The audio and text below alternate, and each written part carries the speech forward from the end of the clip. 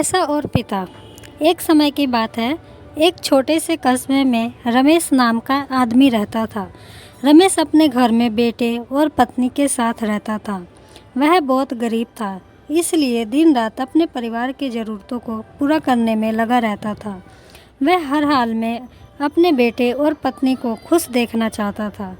रमेश एक छोटी सी कंपनी में काम करता था, जहां उसकी आमदनी घर खर्च जितनी हो जाती थी।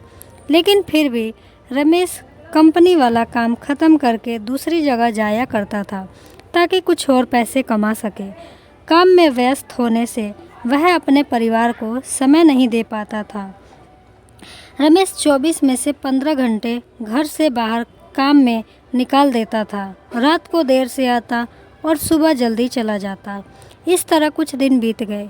एक दिन रमेश की पत्नी ने उससे कहा कि आप पूरा दिन काम करते हो और हमें समय नहीं देते हो।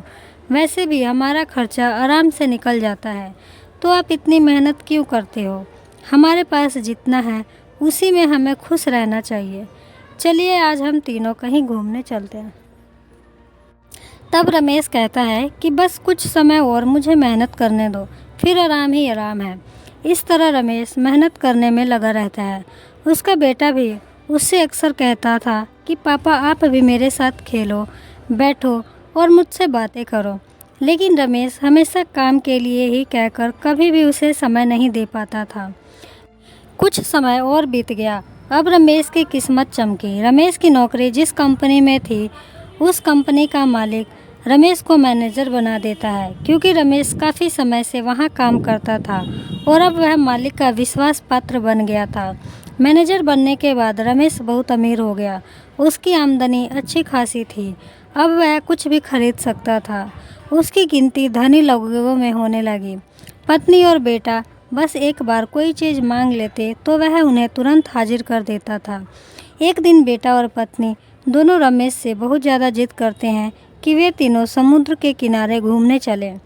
रमेश कहता है कि ठीक है, आज चलेंगे, लेकिन मुझे कंपनी में थोड़ा काम है, इसलिए तुम दोनों समुद्र के किनारे पहुंचो।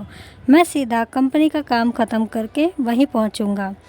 पत्नी बेटा दोनों वहां चले जाते हैं। तभी समुद्र में बहुत बड़ी सुनामी आ जाती है और आसपास के लोगों को भी बहा ले जाती है। पत्नी और बेटा दोनों पानी में बह गए। जब रमेश वहां पहुंचता है तो ऐसी हालत देखकर घबरा जाता है। उसने हर जगह देखा, लेकिन सब कुछ नष्ट हो चुका था। उसे यकीन हो गया कि उसकी पत्नी और बेटा भी बह गए। वो ज़ोर ज़ोर से रोने लगा और अपनी पत्नी की बात को याद करने लगा कि हमारे पास जितना है उसी में खुश रहना चाहिए और अपने परिवार के साथ खुशी के नए पल बनाने चाहिए, ताकि हम उसे हमेशा अपने दिल में संभाल कर रख सकें। पैसा क्या है, कभी होंगे तो कभी नहीं होंगे। कहानी से सीख, हमेशा अपने परिवार के साथ समय निकाल कर बैठना चाहिए।